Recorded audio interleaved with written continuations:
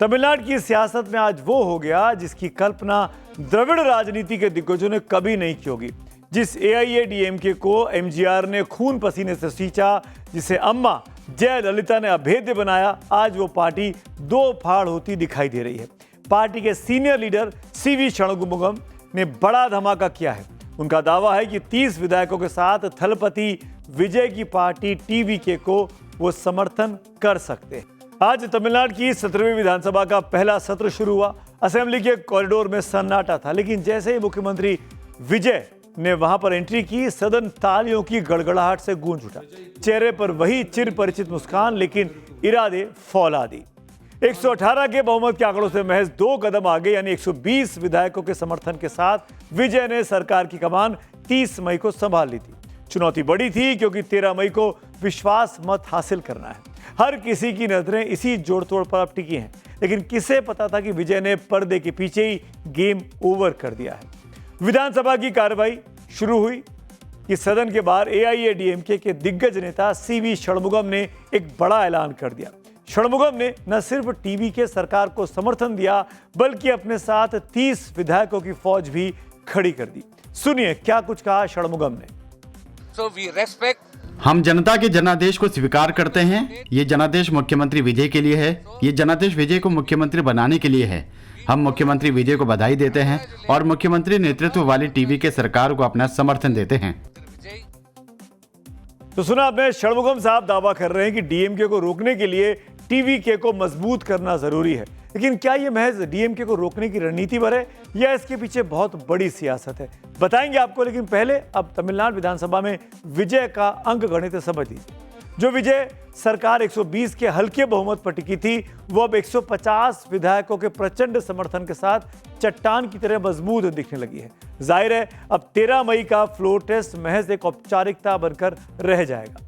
सवाल है कि आखिर एआईएडीएमके के 30 विधायक विजय के साथ क्यों आ गए। षणमुगम ने साफ किया कि अगर वो विजय का साथ नहीं देते तो पार्टी को मजबूरी में डीएमके के पास जाना पड़ता, जो उन्हें मंजूर नहीं था। एआईएडीएमके विधायकों को लगा कि भविष्य अब द्रविड़ दलों के बीच नहीं, बल्कि विजय की वेतरी कड़गम के साथ सुरक्षित है। और तो और एडप्पी पलानीस्वामी की बीजेपी से बढ़ती नजदीकियों की वजह से उनके अपने ही सेनापतियों को बागी बना दिया है। ये एडीएमके को अंदरूनी मामला है। एडीएमके को अंदर झगड़ा था। एक को एक पुराना नाते था, एक गवर्नर है, एक वनियर है, एक तेवर है। सो इसमें वो कास्ट डिफरेंस भी है, जो पंडित का नहीं है, एकदम वो अपर कास्ट लोअर कास्ट का भी झगड़ा है, उसका फायदा उठा रहे। कल सब जो मेजॉरिटी टेस्ट का है, आज 30 एमएलए तमिल वेट्री कड़गम विजय के साथ ज्वाइन कर लिया है। कल उन्होंने 150 वोट ले लेगा 230 में। तो विधानसभा चुनाव में एआईएडीएमके को 47 सीटें मिली हैं। षणमुगम के दावे पर भरोसा करें तो अगर 30 विधायक उनके साथ हैं तो अब पलानीस्वामी के पास महज 17 विधायक रह गए हैं। हालांकि एआईएडीएमके विधायक और पलानीस्वामी के करीबी ओएस मनियन ने षणमुगम के दावों को खारिज किया है। सीवी षणमुगम केवल ध्यान खींचने के लिए झूठे दावे कर रहे हैं। महासचिव पलानीस्वामी ही हमारे विधायक दल के नेता रहेंगे। तो कल क्या करता है एआईएडीएमके के दोनों धड़े, वो बहुत दिलचस्प होगा। आंकड़ा कितना है षणमुगम के पास, वो कल ही फ्लोर पे पता लगेगा। एमजीआर और जयललिता के बाद अब विजय ने साबित कर दिया है कि जनता बदलाव चाहती थी। एआईएडीएमके का एक धड़ा अब विजय पथ पर है, जबकि दूसरा धड़ा वजूद बचाने की जंग लड़ रहा है। जाहिर है तमिलनाडु अब सिनेमा से सियासत के एक नए दौर में आ चुका है। विजय उन पार्टियों के दफ्तर जा रहे हैं जिनके नेताओं को कल तक चुनावी रैलियों में निशाने पर लेते थे। अनोखी राजनीति, एक नई लोकतांत्रिक कोशिश में विजय लगे हुए हैं। पहले सीपीएम से मिले, उसके बाद वो कांग्रेस के दफ्तर गए और आज विजय आईयूएमएल की पार्टी के दफ्तर पहुंच गए। नेताओं के घर जाकर शिष्टाचार मुलाकात कर रहे हैं। जो चुनाव के दौरान उनके धुर विरोधी थे, उनसे गले मिलने में, उनको शॉल पहनाने में हिचक नहीं रहे हैं। पूर्व सीएम स्टालिन को गार्जियन की तरह सम्मान देकर विजय ने डीएमके के उन कड़े तेवरों को नरम कर दिया जो चुनाव के दौरान थे। ये संदेश है कि विजय टकराव की नहीं, बल्कि समन्वय की राजनीति आगे करना चाहते हैं। विजय की पॉलिटिकल मैच्योरिटी उस वक्त भी दिखी जब वो एमडीएम के चीफ वाइको के घर पर पहुंचे थे। वाइको ने खुद विजय को बताया कि उनके घर में काम करने वाले स्टाफ ने टीवीके के चुनाव चिन्ह पर वोट दिया है। ये इस बात का सबूत है कि विजय का फैन बेस अब वोट बैंक में बदल चुका है। वाइको तमिलनाडु की राजनीति के सबसे कद्दावर और पुराने द्रविड़ नेताओं में से एक माने जाते हैं। उन्हें द्रविड़ आंदोलन की फायरब्रांड आवाज माना गया है। आज वाइको खुद कह रहे हैं कि सीएम विजय में उन्हें अन्ना दुरई की छवि अब दिखने लगी है।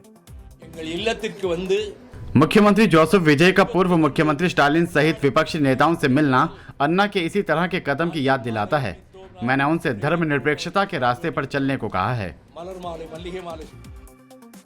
तमिलनाडु की सियासत पर करीब से नजर रखने वाले मानते हैं कि विजय ने सीएम पद की शपथ लेने के महज 48 घंटों में वो कर दिखाया जो राजनीति के दिग्गज सालों साल नहीं कर पाते। पॉलिटिक्स शुरू किया है विजय ने, पहले से ये नहीं था, दुश्मनी थी। जैसे मुलायम सिंह यादव का मायावती का कभी मिलते नहीं थे, जुलते नहीं थे, जैसे राहुल गांधी प्रधानमंत्री से मिलते नहीं है, जुलते नहीं है, विपक्ष का रोल कर रहे थे। लेकिन तमिलनाडु में विजय का सरकार बिल्कुल जो माइनॉरिटी सरकार है, 234 में 108 एमएलए मिला था, कभी सरकार गिर सकती है, ये डर के वास्ते ये सबसे मिल रहे हैं। लेकिन सेम विजय जो स्टालिन के ऊपर कितना कितना कच्चा कच्चा पक्का पक्का गाली पकाए थे, वो सारा भूल गया क्या जनता लोग, 8 करोड़ लोग। 10 मई को तमिलनाडु के सीएम की कुर्सी संभालते ही जोसेफ विजय चंद्रशेखर ने अपने एक्शन हीरो वाली छवि को असल शासन में बदल दिया। शपथ लेने के तुरंत बाद उन्होंने 3 सबसे महत्वपूर्ण फाइलों पर दस्तखत किए जो उनके चुनावी वादों का मुख्य हिस्सा थे। पहला फैसला था घरेलू उपभोक्ताओं के लिए 200 यूनिट तक मुफ्त बिजली का। दूसरा फैसला महिलाओं की सुरक्षा से जुड़ा था। हर जिले में स्पेशल टास्क फोर्स सिंगापेन बनाने की मंजूरी दी गई। ये उनके चुनावी वायदे भी थे। और तीसरे फैसले में तमिलनाडु में नशे के बढ़ते कारोबार को जड़ से खत्म करने के लिए एक स्पेशल एंटी ड्रग यूनिट बनाने का ऑर्डर दिया गया। इनके साथ साथ स्कूल, कॉलेज, बस स्टैंड, पूजा स्थलों के पास स्थित 717 शराब की दुकानों को फौरन बंद करने का आदेश भी विजय की सरकार ने दे दिया है। सीएम विजय के इन फैसलों पर उनके कैबिनेट सहयोगी किस तरीके से देख रहे हैं, सुनिए जरा। यही एक चीज थी जो महिलाएं मांग रही थीं। स्कूल के पास, मंदिरों के पास हर जगह शराब की दुकानें बड़ी समस्या थी। दूसरे दिन ही हमने इसे लागू कर दिया है। महिलाएं इस घोषणा का जश्न मना रही हैं। तमिलनाडु की राजनीति और सिनेमा का रिश्ता तो पुराना है, लेकिन इस बार जो क्लाइमेक्स सामने आया है उसने पूरे देश के राजनीतिक पंडितों को हैरान कर दिया है। सीएम विजय ने अपने निजी ज्योतिषी रिक्की राधन पंडित वेटिवल को मुख्यमंत्री के ऑफिसर ऑन स्पेशल ड्यूटी के तौर पर नियुक्त करने का आदेश दिया है। खास बात यह है कि इस पंडित ने तमिलनाडु के सीएम रही जयललिता को लेकर भी बड़ी भविष्यवाणी की थी। रिक्की राधन पंडित को तमिलनाडु के सबसे प्रभावशाली स्पिरिचुअल मेंटर्स में से एक माना जाता है। राधन पंडित का इतिहास केवल विजय तक सीमित नहीं है। तमिलनाडु की सियासत की अम्मा कही जाने वाली जयललिता के भी वो बहुत करीबी थे। जयललिता अपने कठिन समय में अक्सर राधन पंडित से आध्यात्मिक सलाह लिया करती थी।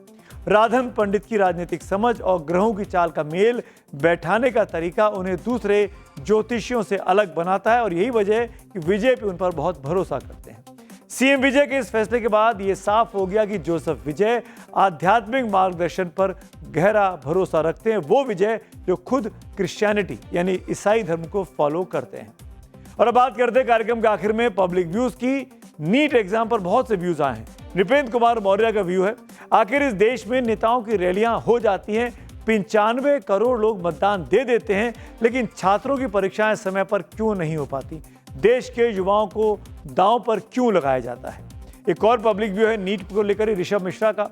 देश में राजनेता 140 करोड़ लोगों के लिए एक साथ चुनाव करवा सकते हैं, लेकिन जब किसी भी प्रतियोगी परीक्षा में 22 लाख बच्चे बैठते हैं तो परीक्षा कैंसिल करा दी जाती है, क्योंकि चुनाव 5 साल में ही आते हैं और परीक्षा तो हर साल होती रहती है। तो आज मेरे साथ चक्रव्यूह में इतना ही। अब आपसे मुलाकात होगी कल शाम 6:57 पर। तब तक के लिए शुभ रात्रि।